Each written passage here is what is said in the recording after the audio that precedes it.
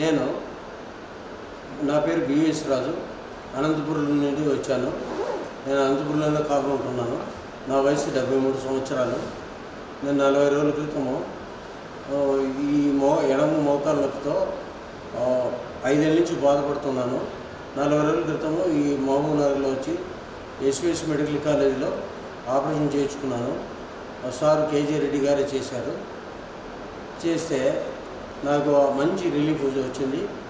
నేను 40 రోజులకే బాగా నడవగలిగినాను. ఆపరేషన్ 3వ రోజు నన్ను నడిపించారు.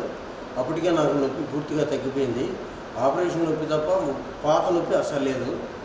ఇప్పుడు 40 రోజులకు ఫిజియోథెరపీ ఒక 25 రోజులు చేయించుకున్నాను.